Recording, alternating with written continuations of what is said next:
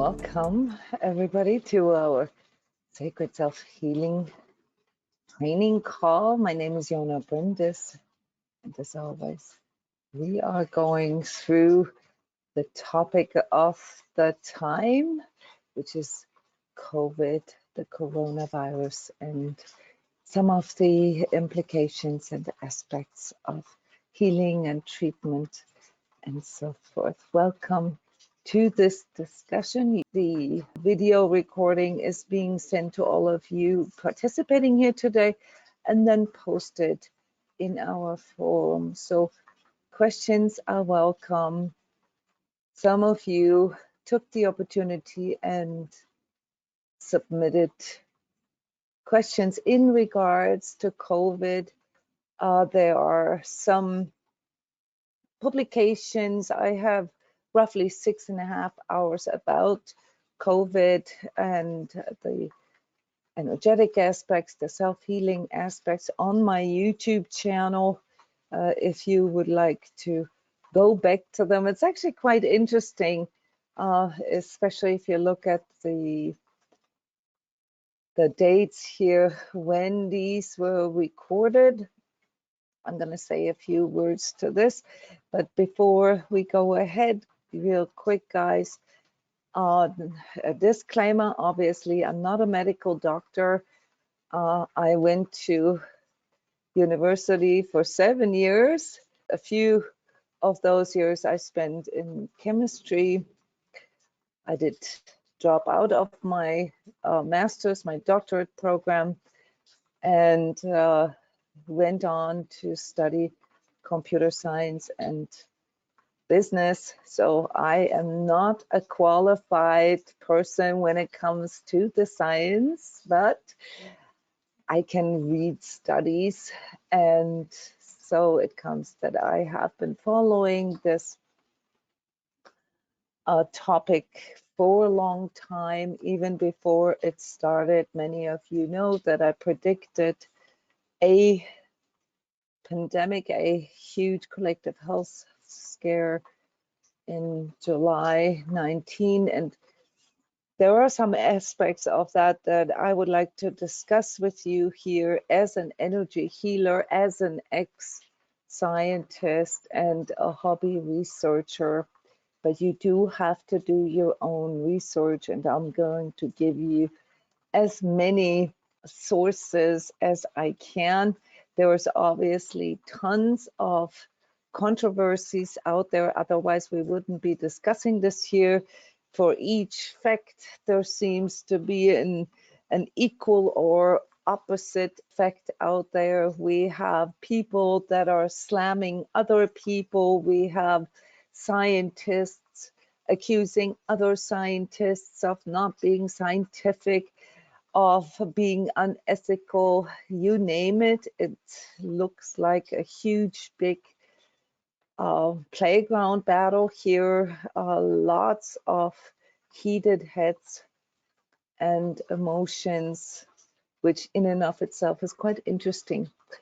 If we think of us here in the 21st century, thinking of ourselves being civilized and being able to have all these discussions. So this is really part of the disclaimer, because for those of you who like to fact check things, obviously my presentation here and the facts that I am producing here can probably be counter-proven, simply because we have a lot of different outlets, a lot of different agendas and philosophies, interestingly, even though science is supposed to be objective. All right, and this has a lot to do with how studies are being done, how statistics are being made, what political goals, what financial goals, and also what purposes these publications or these actions that our governments have been initiating, what they fulfill. And I want to ask you all to be neutral here, because if we have a discussion like this within the context of self-healing and healing, it's very important that we stay in truth, which means we need to be careful with assumptions. We need to be careful with our own bias, with our own, say, suspicions, and even, and this includes myself, with our own visions or precognitive data, if you will, simply because it is such a controversial topic right now. I have summarized, forgive me for the format here, I didn't have much time to produce good slides, so I've just sort of summarized the questions that came in through you and the questions that I have had myself all along or still have.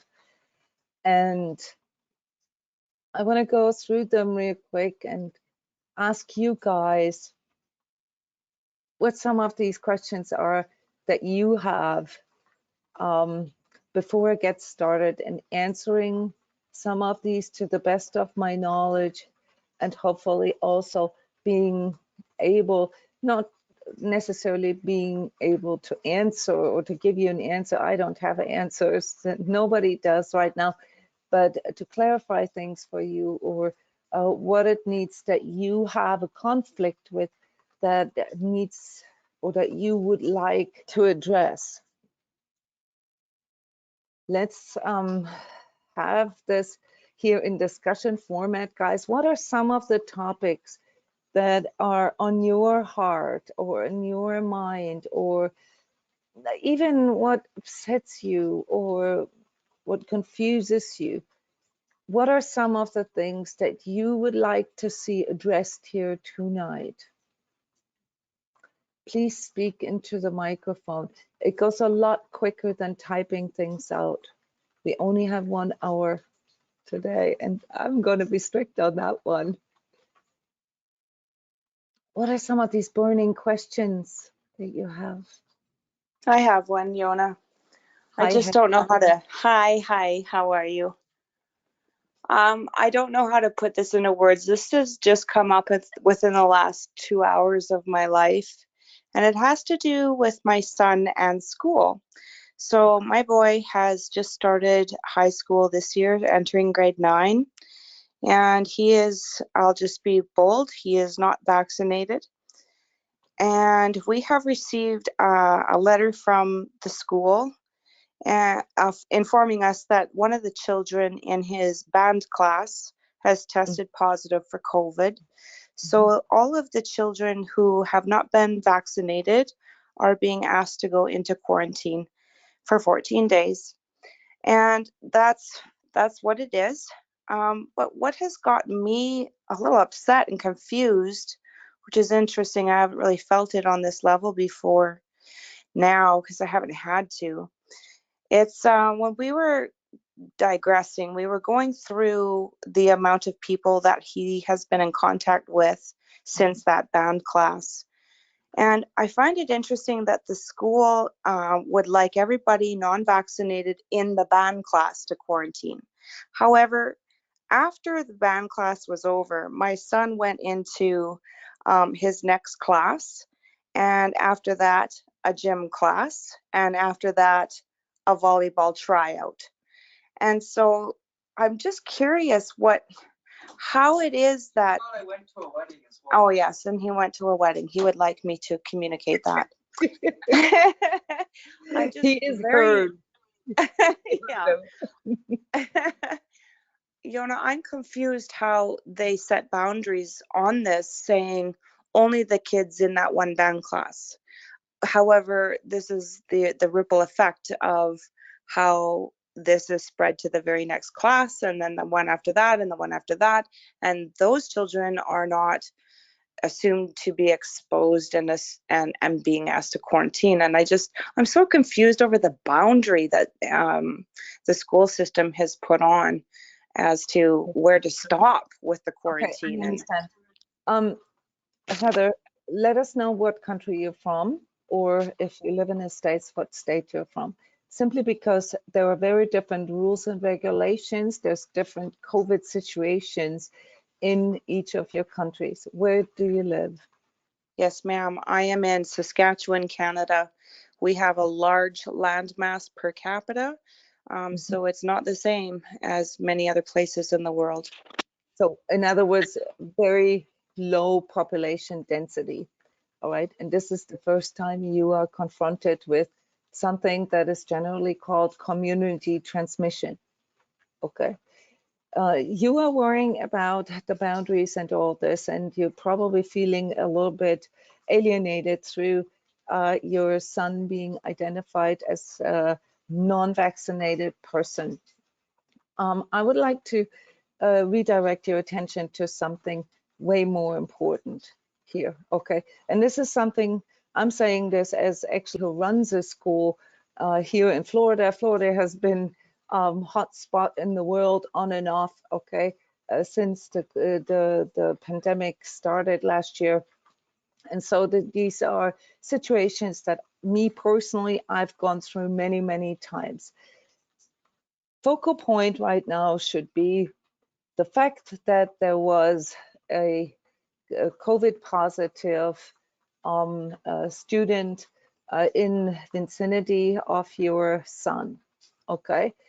We're going to go through the differences, whether it's better to be vaccinated or not vaccinated. I mean, I can't really say that, but just what the numbers say. But this is the most important point right now, okay? Rule number one, when it comes to a pandemic or like an infectious disease, is to stop transmission, okay? And then obviously to decontaminate, all right? So don't feel singled out that your son was asked to go into quarantine for 2 weeks. That's also for his own safety, all right? I'm being very, very neutral here. This is the right thing to do. Most schools, I don't know exactly in Canada, but here in the United States, have a virtual school alternative. It's not the best for the kids, there is no doubt. Our kids seriously suffer from all these measures, school closures and so forth. So this is a whole different topic. But the point is that just due to the fact that he was in contact with someone who tested positive means that he needs to now observe very closely. All right. Last year, we had everybody test right away until we found out that even if he got infected, he wouldn't probably test positive until 3 to 5 days after infection. So there's a silver lining here in conjunction with this whole sort of infection transmission story that does not answer your question, but that should be focused on instead. And that is that if your son should come down with COVID, you have a clear start date. Some of the things, and I've mentioned this in the very first Corona self-healing workshop that I did with you guys, is that there is a timeline, and that timeline seems to be one of the few things that are I don't want to say universal, but they seem to be observed globally, and they're relatively similar with individual variations, obviously, depending on comorbidities, so to speak, underlying conditions. Okay, this is a good thing, but because should he come up with symptoms within the next 2 or 3 days, Heather, there is a lot you can do. You as a mom, obviously, being in your son's company as well, all right, to reduce the viral load, to work preventative or execute some very simple but early intervention methods or treatments. You can literally already start with prevention right now. We're going to actually talk about some of these methods here in a few minutes. I want you to focus on that. You cannot control community transmission. That's what's called community transmission. You can, if your son tests positive down the road, anywhere in 3 to 5 days from now, inform, you would inform the school anyway, and the classes in which he was in. There is a lot of discussion about contact tracing, and that is why. But the problem with pandemics is that at some point, latest when it's actually declared a pandemic, then the very definition of pandemic means that it's out of control. All right, it's you can't stop it anymore. The only thing that you can't stop is at the contact point that you can define, which is, in your son's case, music class or band class. Okay. Do not get your head into the political stuff right now, because that's really secondary. That's not your problem. You are not responsible for this, okay? You are responsible for everything that happens from now on.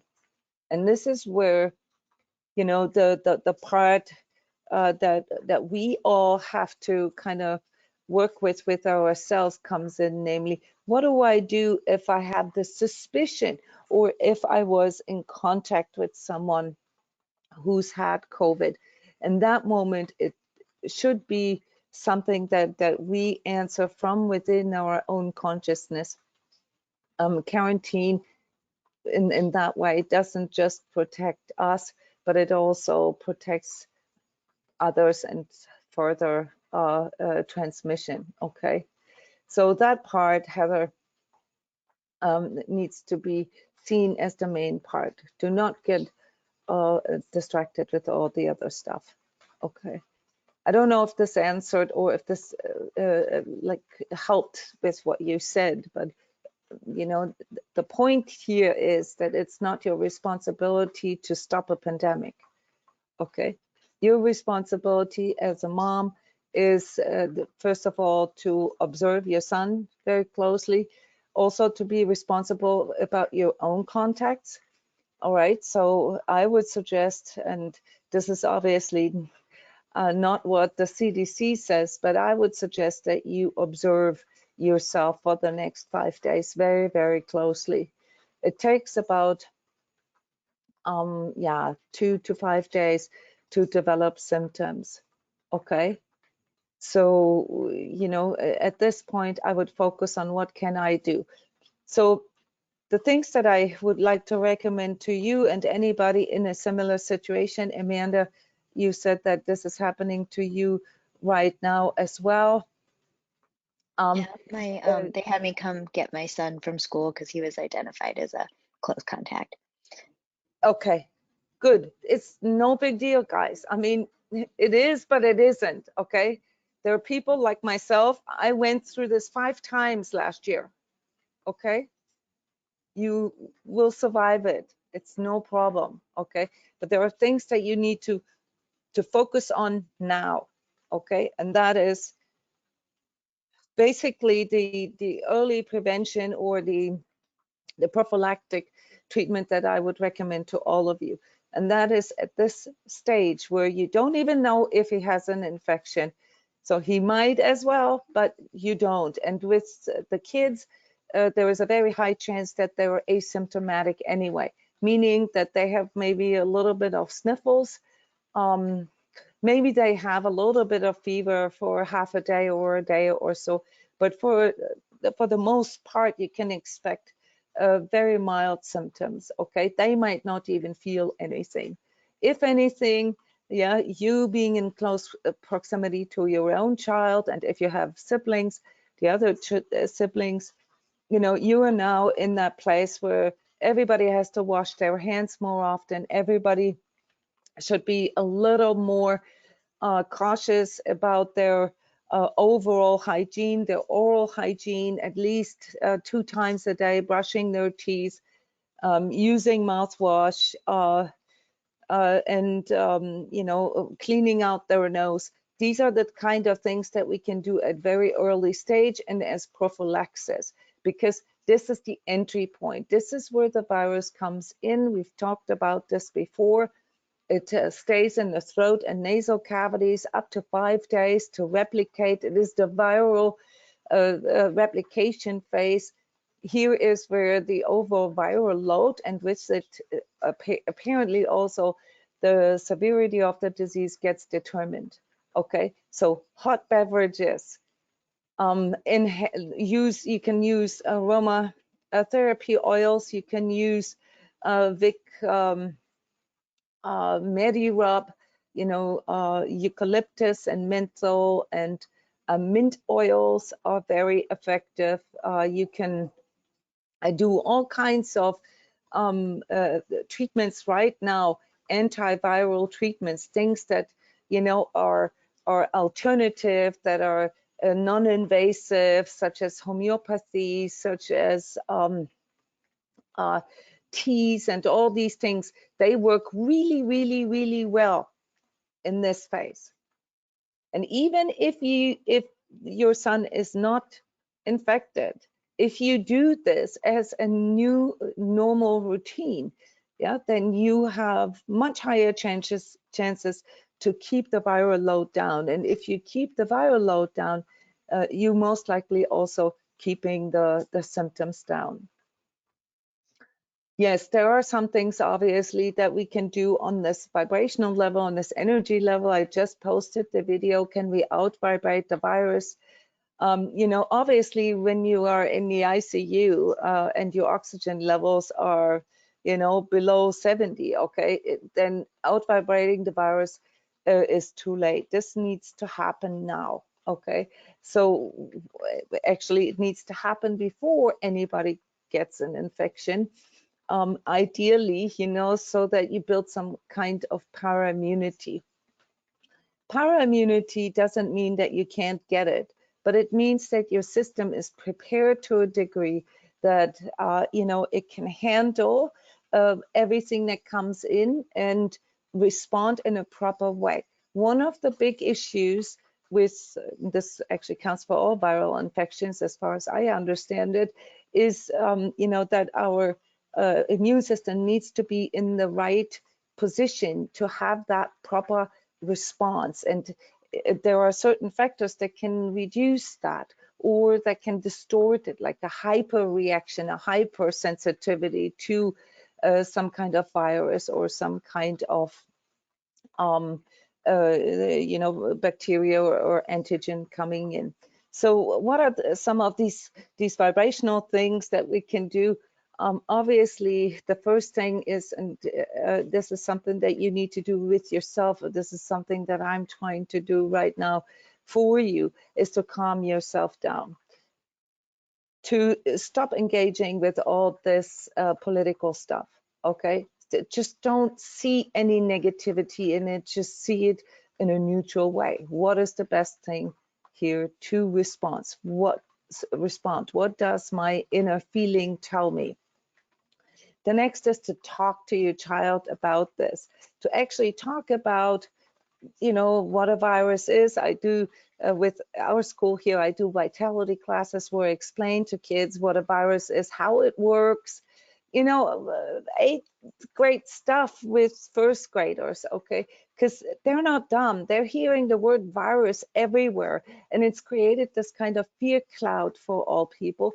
And trust me, when you talk to kids and you explain it to them in a way that they lose their fear of the unknown, you're already helping them to understand things better. And when they understand things better, they are less likely, to go into this anxiety, into this stress. They're already stressed out.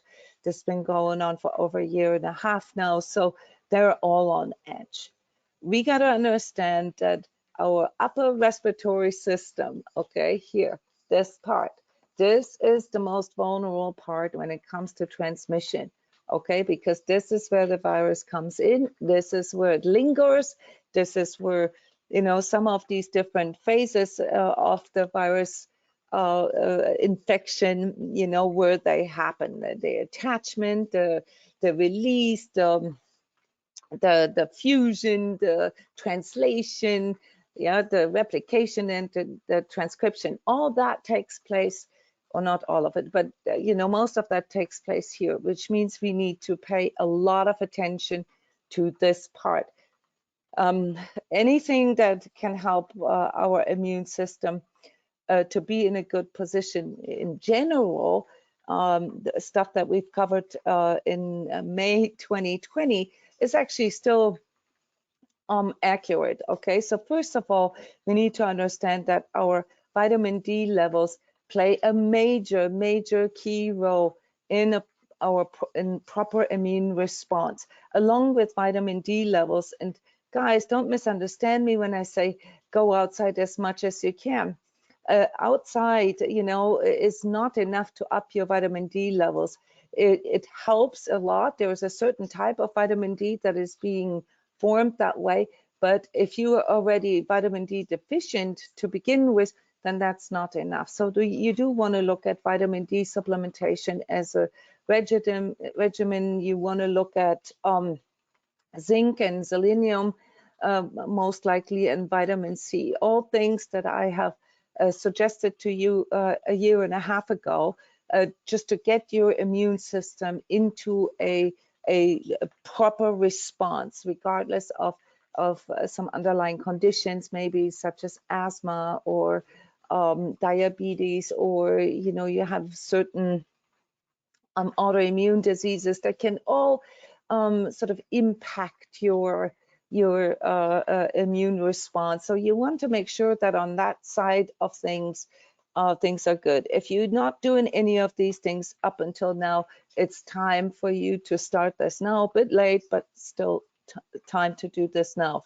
As far as your sinuses is concerned, there's beautiful things that you can use to inhale with. You can, should you get the first signs of symptoms such as you know, sinus infection or a lot of mucus coming in your sinus and so forth, you want to use an inhaler. You can use saline solutions. You can use steam.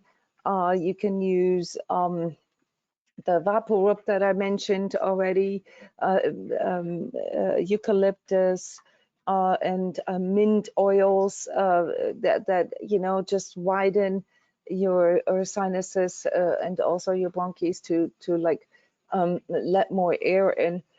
Should you get stronger responses that trigger something like asthma or something in you where your bronchs respond a lot, you can use nasal sprays that have antihistamines in there.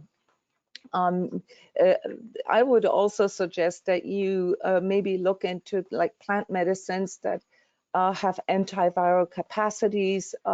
Chaga tea, the chaga mushroom is very effective. There's also combinations of herbal teas in the very early stage. Okay, besides the positive effect of hot beverages, some of these herbals and medicinal mushrooms, they help really well to cut down that viral replication in your upper respiratory system.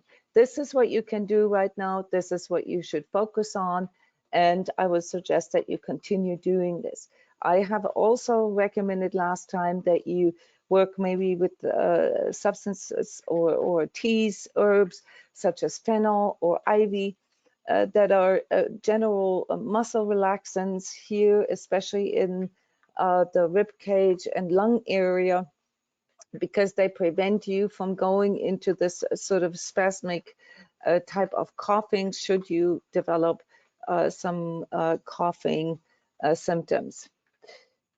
Yes, there are some suggestions that are coming in here through the chat guide. Colloidal silver, yeah, you can work with those kind of things, but you know, when it actually comes to your immune response, all right, you want to make sure that your pH level is right. So that's the acid-base balance in your system. And quite frankly, if you have a lot of, if you have a bad diet, if you eat a lot of packaged foods, okay, then besides your vitamin D levels, okay, there are some other substances that influence proper immune response, such as nitric oxides and, you know, some of the things that work against it. If you live in a place that is very contaminated through chemicals, through pesticides, herbicides,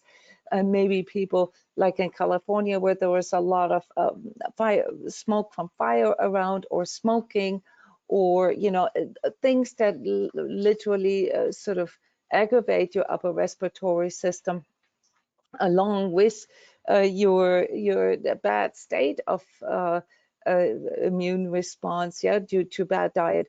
Then you need to ramp all this up. Okay, nobody can afford this right now. Nobody can afford this or couldn't afford this before, guys. I have done public lectures on high vibratory diets 35 years ago. There's lots of articles on my website about that, and these things are all the things that apply.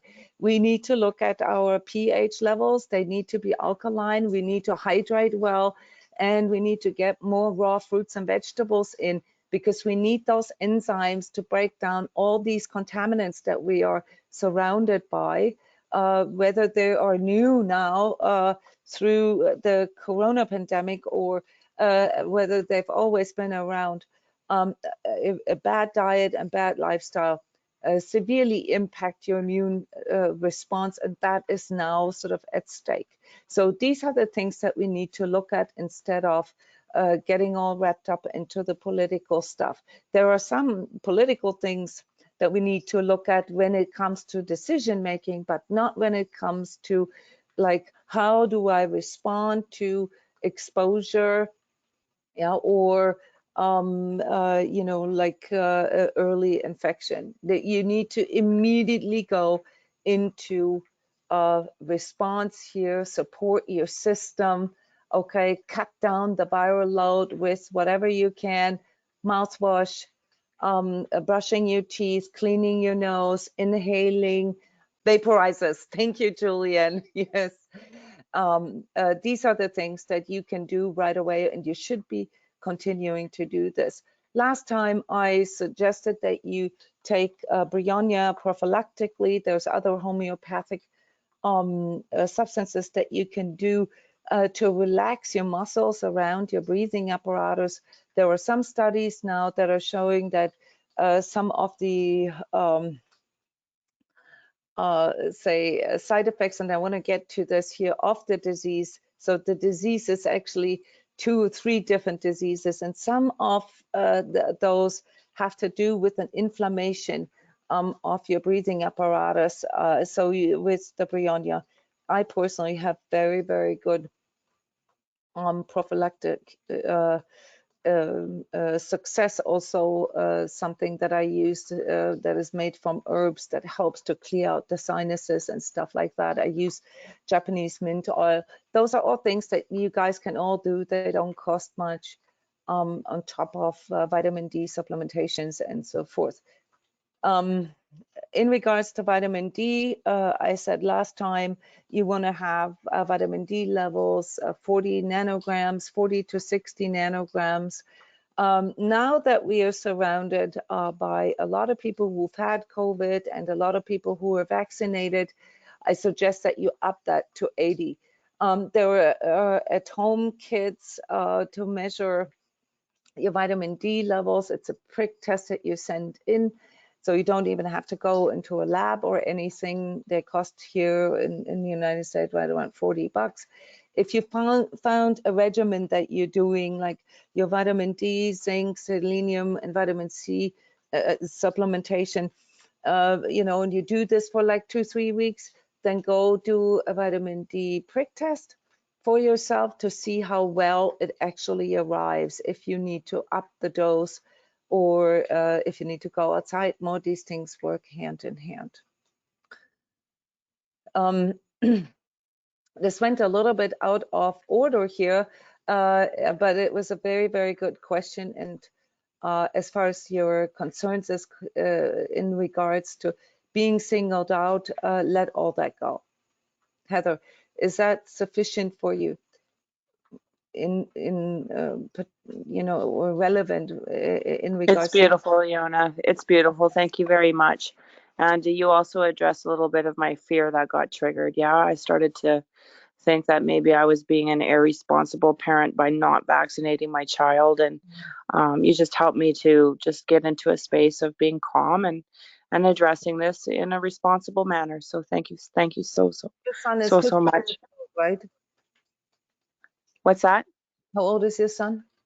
He's 14. 14.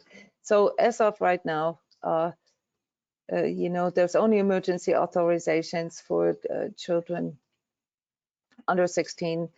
So you're not an irresponsible parent because, you know, it's not actually nowhere near sort of clinically tested. And it looks like, according to the data, that it's more irresponsible to give our kids vaccines, our young kids vaccines at this point, than to not give it to them. But of course, that's politicized as well. So this was an opinion. But I'm going to try to guide you through some of these data things here, if you don't mind.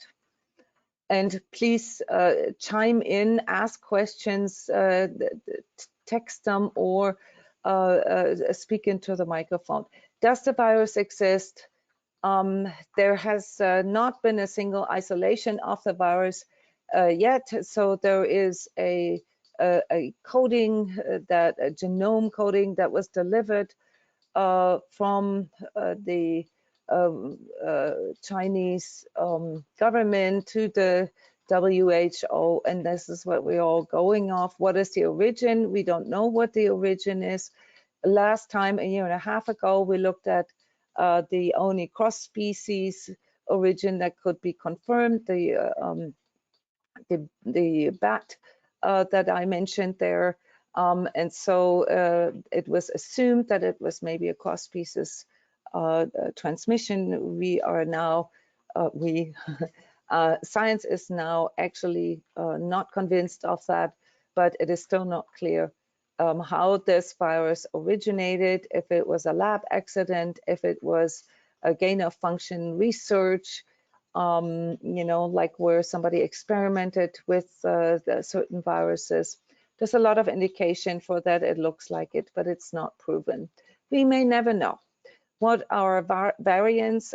So the variants the discussion is very difficult for most of us to understand, because not that we don't understand what mutations are, but because we don't actually have a full isolated virus, it's very difficult really to determine whether these alpha, beta, delta, delta plus, lambda, mu, and so forth, what their variations are. So I just want to throw this in there for you, that this isn't 100% clear, and there are people out there that say that it's stupid to talk about variants.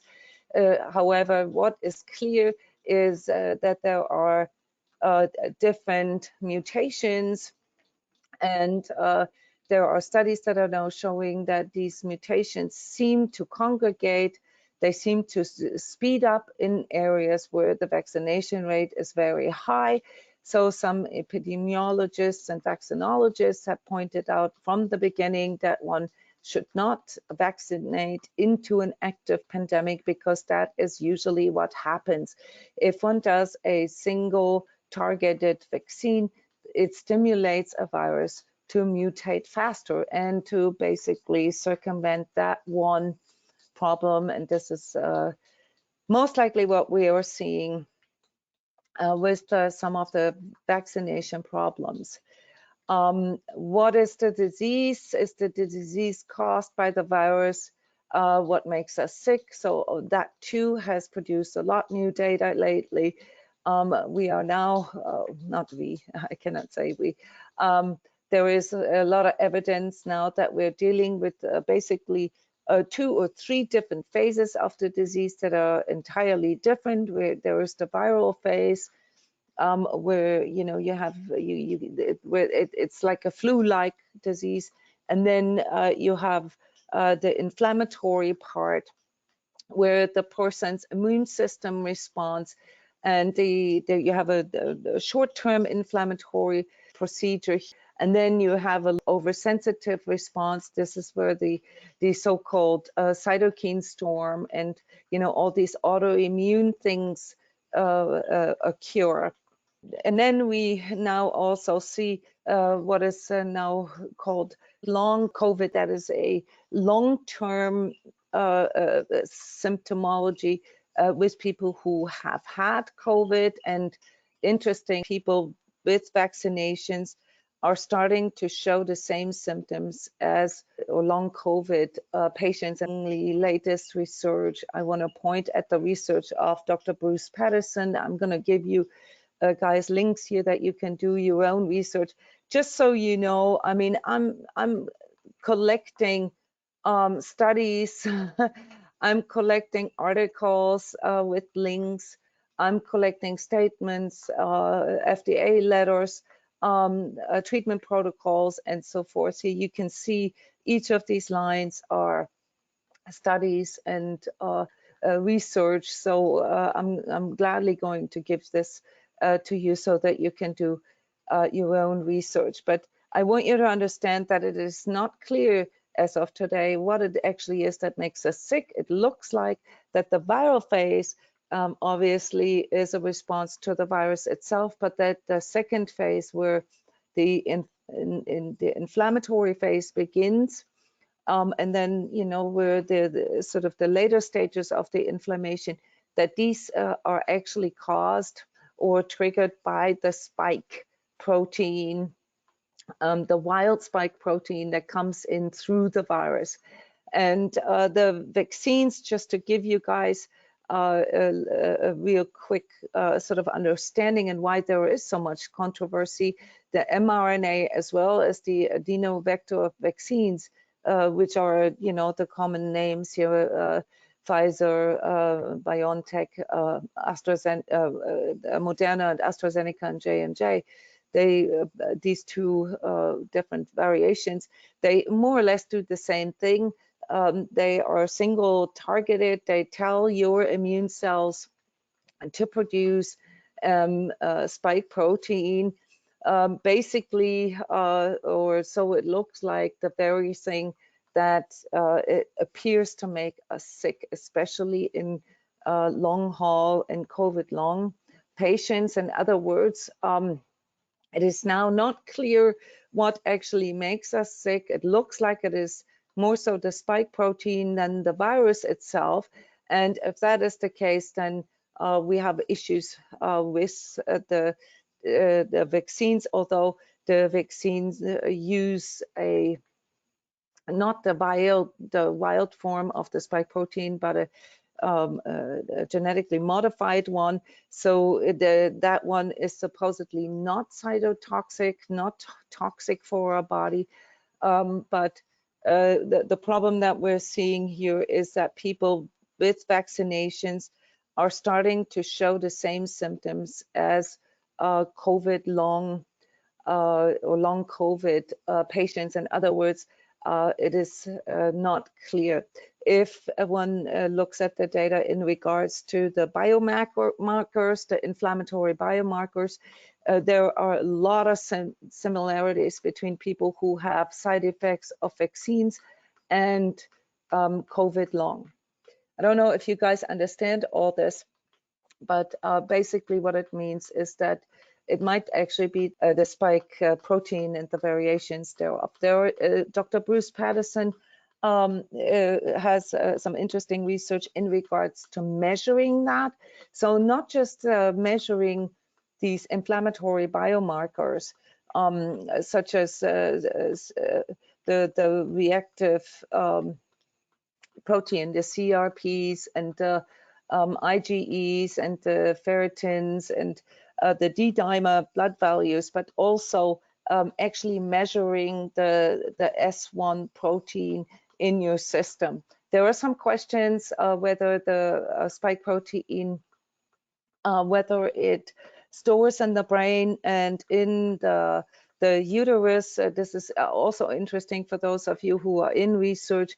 They did actually, with Dr. Patterson's method, they did actually locate they do this with the very techy, high-tech, cool stuff. Methods. They've located the holes of the spike proteins there, but not actually the spike protein, so the parts of the peptide.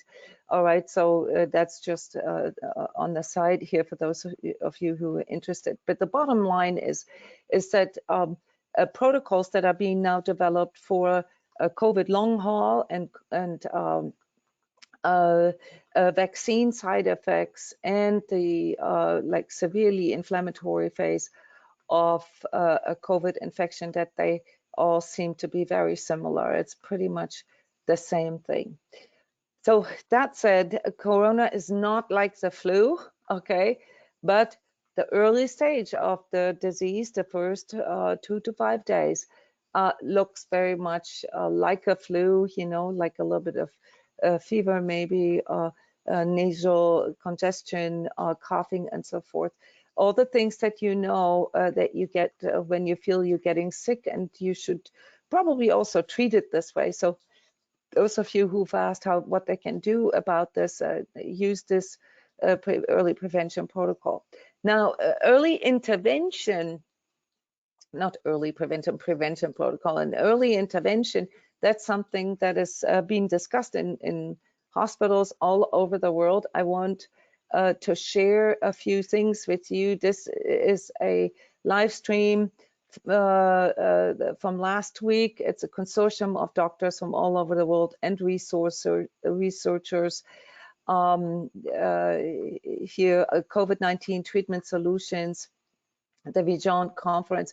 This is the most neutral and the most positive and the most scientific exchange that I have seen in a long time. It's 3.5 hours long, guys. If you're not into medicine or biochemistry, it's probably boring for you, or immunology, but it's so cool to see these scientists and these doctors to exchange what works. Very impressive treatment protocols that people here, like Dr. Valerio in Honduras, where they have zero healthcare system, yeah, and another doctor in South Africa, what they came up with that just simply seems to work, okay, where they didn't really have a lot of things to you know, to use. They had to repurpose existing drugs. They didn't have vaccines, they didn't have ventilators, and so forth. It's actually very, very cool, very inspiring. So those of you who are interested in this, the link will be included in the recording here. Are COVID tests reliable? They're not reliable, but that's the best we have. One can, of course, ask questions. Why? Okay, a big reason is here, there's no isolated virus, really, and these COVID tests, these PCR tests and rapid tests, they cannot differentiate between deactivated and activated, so actually infectious and non-infectious virus. What is viral load? That we've discussed this earlier. The viral load is the number of viruses basically floating around in your body. How deadly is COVID? Who is at risk? And do face masks work? Again, let's take all the political stuff out here. COVID is mostly transferred through aerosols, but also surfaces. So we do have to wash our hands more often when we go out. And yes, face masks do work. Maybe not the fancy looking kind, but you know, whenever you cough, okay, you accelerate, you know, the air so much that the reach of all these aerosols, these little droplets in your breath, you know, they shoot out, I don't know how many miles per hour. So if you wear a face mask, it protects people around you, and it also protects you. It's a non-brainer. I don't care if there's a mandate. I don't really go out that much. I just simply try to reduce the effect by you know, just refraining from things that are not important. I don't go to the movie theater. They are open here. Yeah, Florida is a hotspot right now, and you know, people go everywhere without face masks because they think they're safe, because they're vaccinated. Okay, I don't do these things, but if I have to, then, you know, go to the grocery store or the gas station or whatever, I wear a face mask.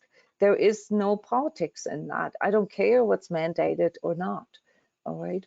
Who is at risk? Everybody who has, yeah, well, this is changing now, but everybody who already has underlying immune issues. Okay, so somebody who went through chemotherapy, so all cancer patients in chemotherapy or immunotherapies, you know, they are at higher risk of everything, and that is a given. Somebody who's had a transplant, or, you know, any other kind of problems that impact the immune system. Diabetes, BMI, yeah, body mass index, seems to be one of the common denominators here. So this is a good reason to lose weight, guys. If you have too much excess body fat, this is a good reason. Not for out of fear or anything, but it really compromises your body's response, okay, to anything really. It just shows up later. Yeah, COVID just brings it out more quickly. And then obviously things such as cardiovascular diseases and so forth, they put you at risk, certain autoimmune syndromes and so forth. So how deadly is virus? It looks like, from what I can see, you can correct me or fact check me, that COVID at this point is 4 times more deadly than the flu, which, you know, given the context here, such as, like, say, the Spanish flu 100 years ago, or even 1957 or 67, yeah, is way, way less than these previous pandemics that went through our most recent history. Yeah, okay, not to downplay it, but to let everybody know that the survival rate with COVID is somewhere about 99.7%, yeah,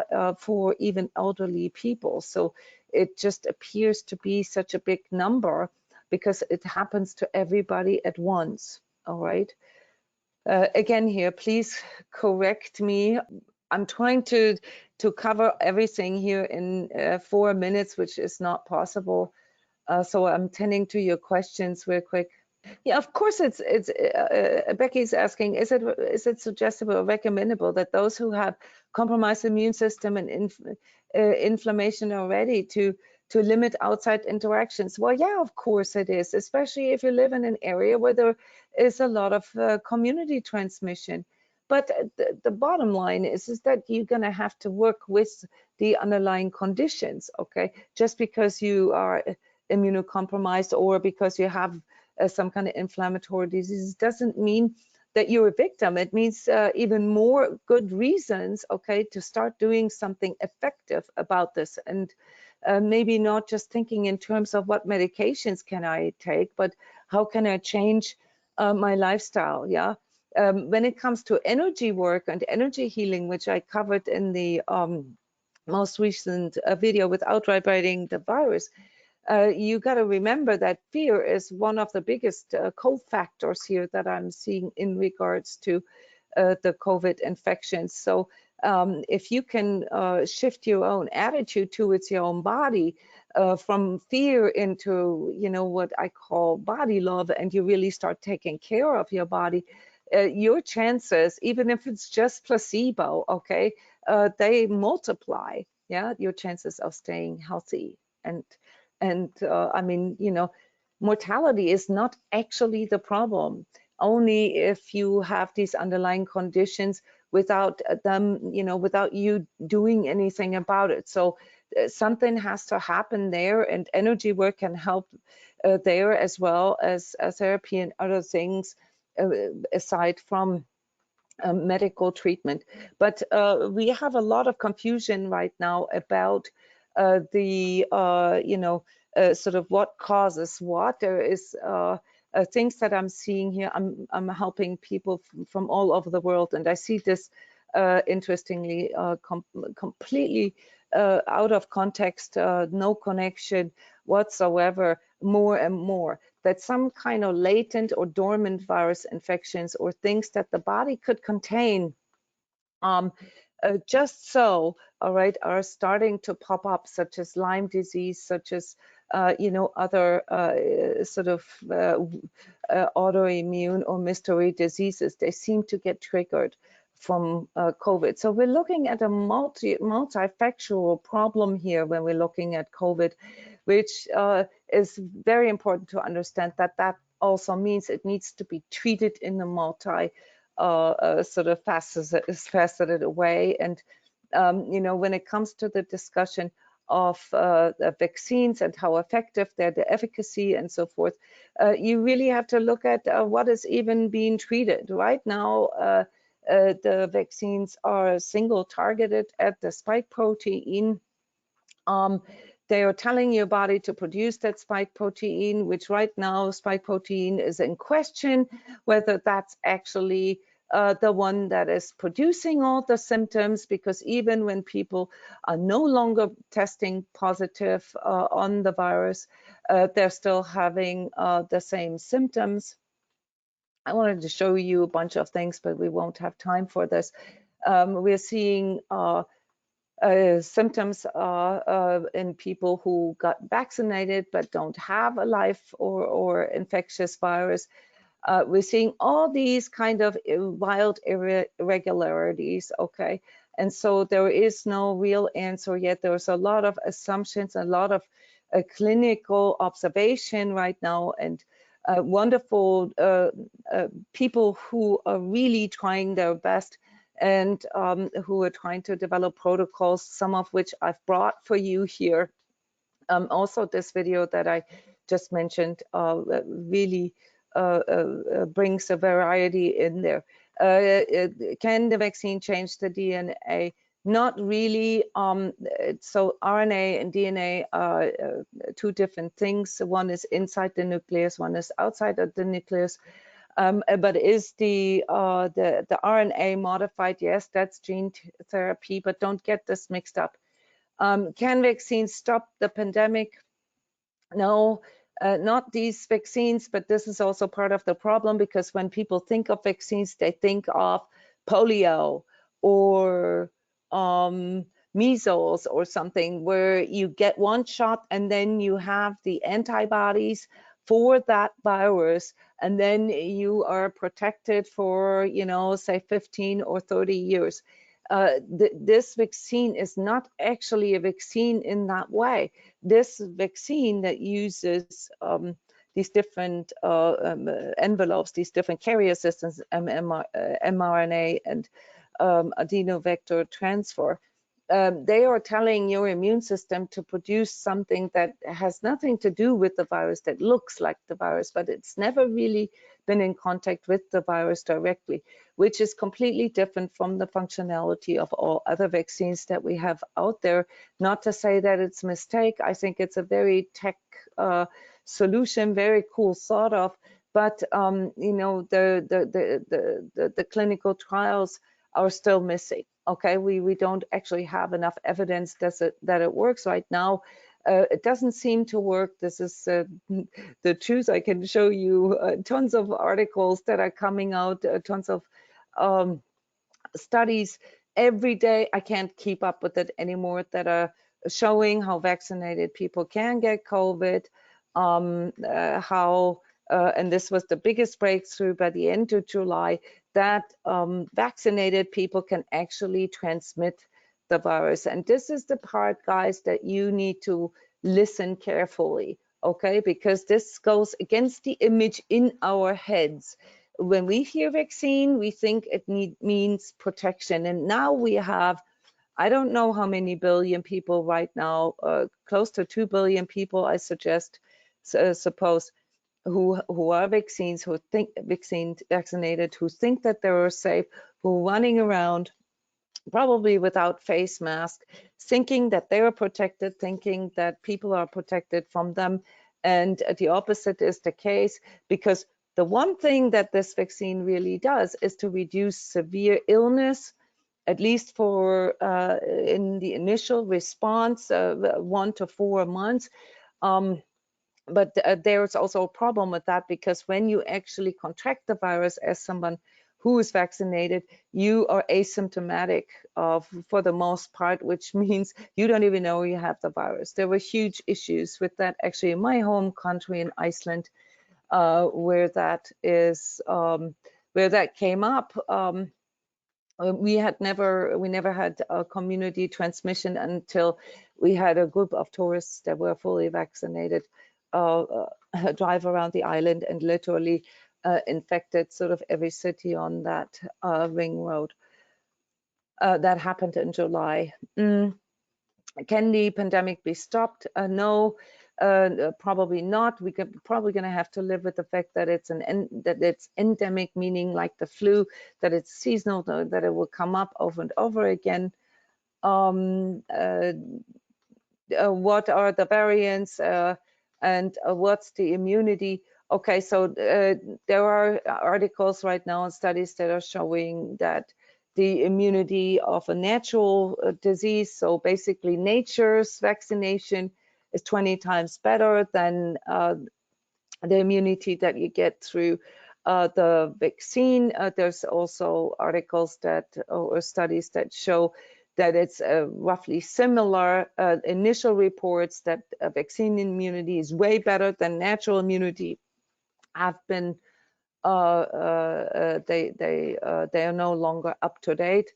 There is one thing that is concerning me, but again, I'm not a scientist anymore and I'm not a doctor, and that is that the immunity is going down so rapidly after 4 months of vaccination.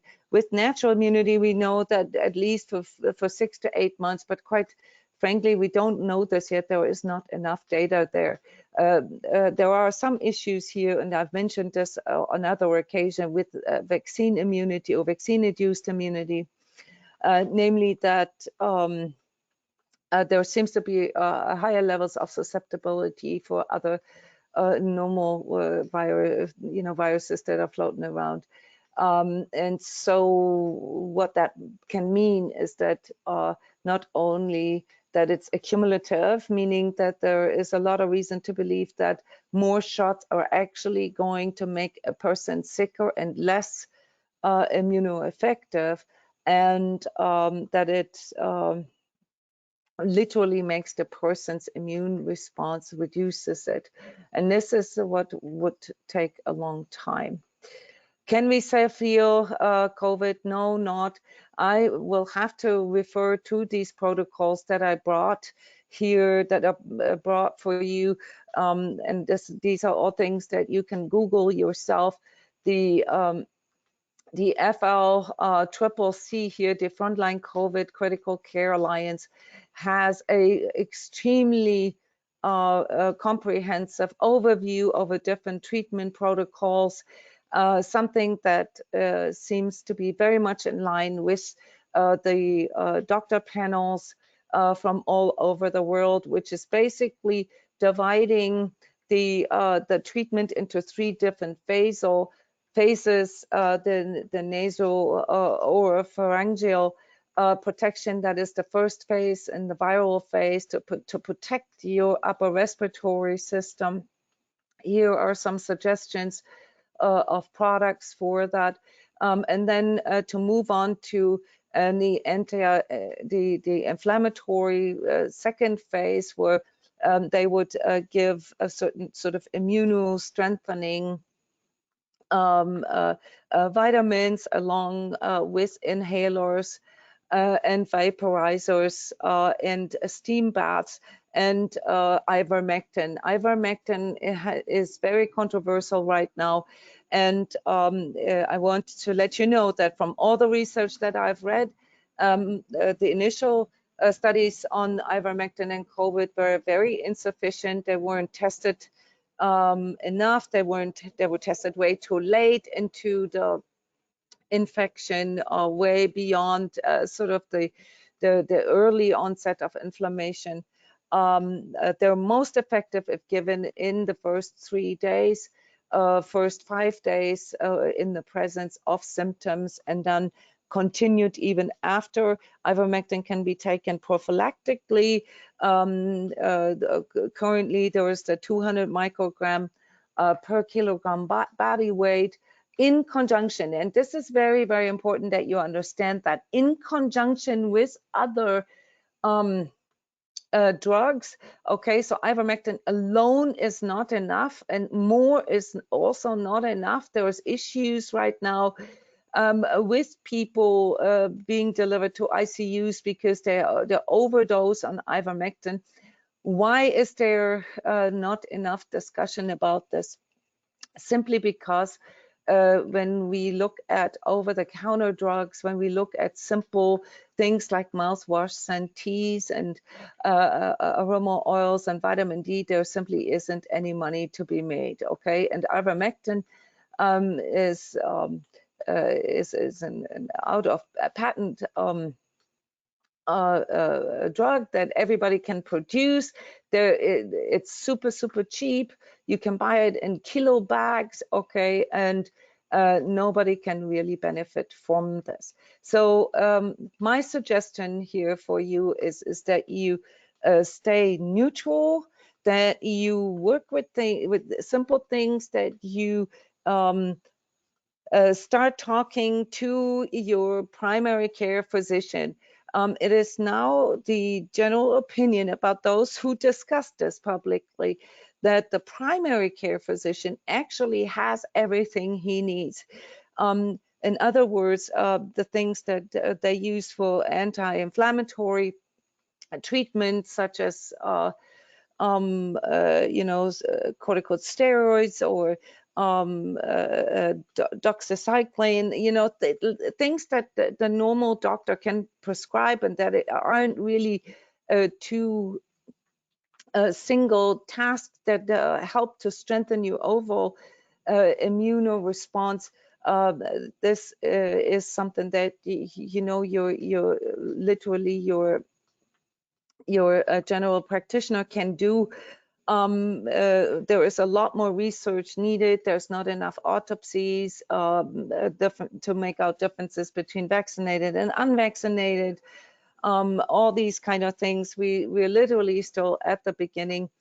There are so many questions unanswered still. But one thing that I want to share with you that I think is extremely promising is research that is done on the MIT in regards to the vibration, and there are some very, very cool findings here. If you want to look at this, this is actually what the coronavirus looks like. If you look at the different variations, it's really, really cool. And there is these are the not different variations, but I mean kind of. And you can hear this too, they're making sounds. So this is the MERS virus. Then there's the SARS virus. COVID is what we call COVID is SARS-CoV-2. So you see here this blue flapping thing. Okay, this is what produces the vibratory rate of the virus, and there is some evidence that the virus's own vibration can be collapsed at certain sound waves, or certain sound waves with certain vibrations. And this one scientist at the MIT has actually analyzed this and composed a song. I think this is the coolest thing that I've ever seen here in coming out of this pandemic, that can collapse this blue flapping part there of the coronavirus. And basically what it is, guys, it's an E minor frequency. I want to let you hear what this sounds like. Hang on a second. With an example here of very high vibratory music, Haydn's Symphony 44.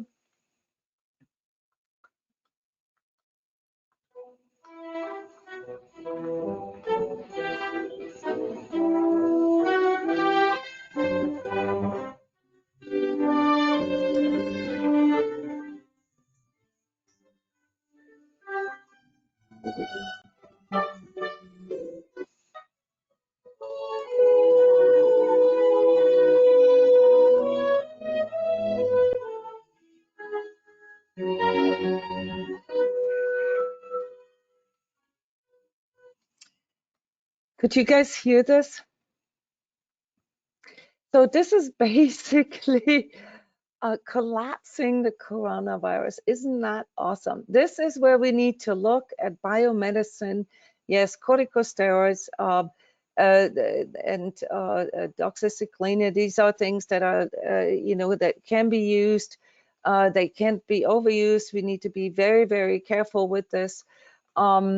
I wish we had more time to discuss this more, but I hope that this gave you somewhat of an overview here.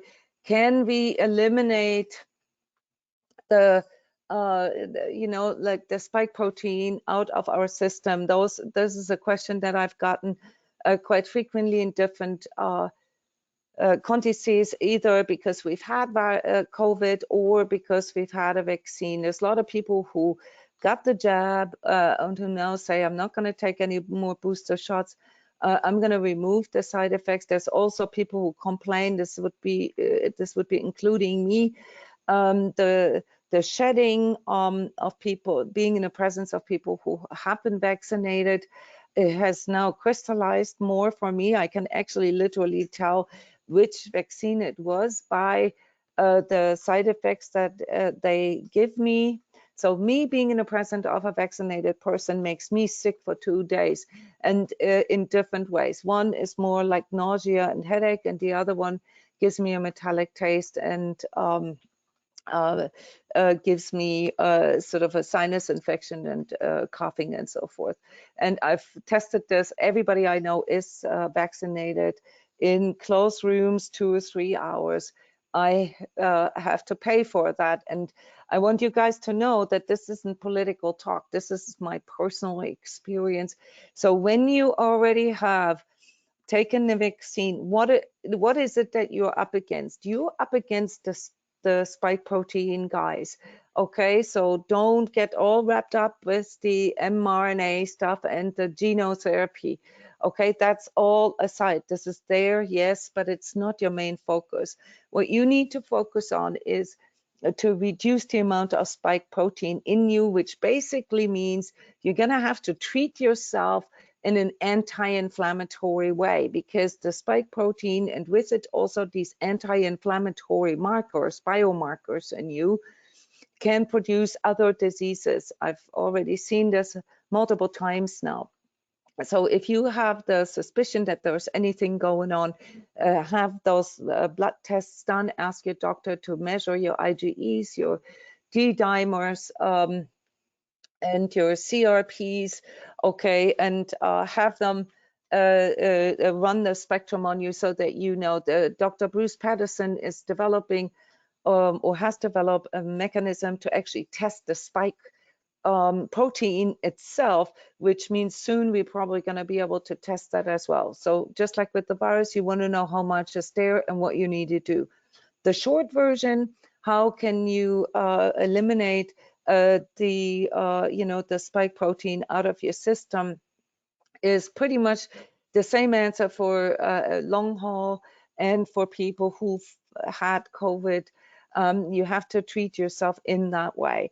Sometimes I say treat yourself like as if you just had chemotherapy. Okay, go on a very alkaline diet, hydrate well, take lots of vitamin C and vitamin D. Vitamin D levels 80, 90 nanogram. And make sure that you don't exercise too much. Actually, moderate exercise, because strong exercise can trigger the inflammation in you. And make sure that you stay away from sugars, anything that provides a good milieu, good condition for viruses and the subsequent bacteria to develop. Okay. All the other things, guys, I'm just going to have to send you all the links. There is so much, yeah, that I would suggest that you look at these experts. Go, look at some of the YouTube channels that I'll post here with the video, some of the researchers and the doctors. Okay, they're much better at explaining all of this. I just wanted to give you guys a focus on on what to look at and not to let yourself get pulled into the media rah-rah, the fear that is that you're being conditioned with, and you know, the whole stuff about FDA approvals and so forth. All that is soon going to be verified or not through hard data very, very shortly.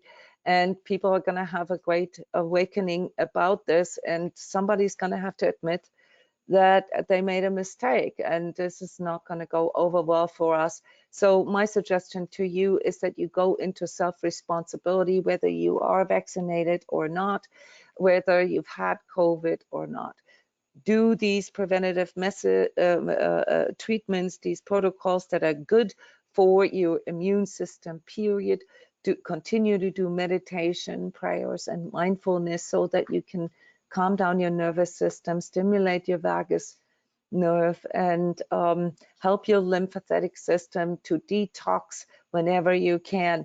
If you're asking me, if you had a vaccine, go on, unless you have an active inflammation, but even then, go on a high alkaline diet, anti-inflammatory diets, superfoods, fruit juicing, a fruitarian diet for 4 to 8 weeks. If this is what you want to know in regards to detoxing, the same rules applies. You need to go alkaline, and you need to go with all the enzymes and vitamins that nature has to offer. Okay. I hope, guys, this helped to clarify things and not to raise too many more questions. Please continue to ask. I can tell here by your comments and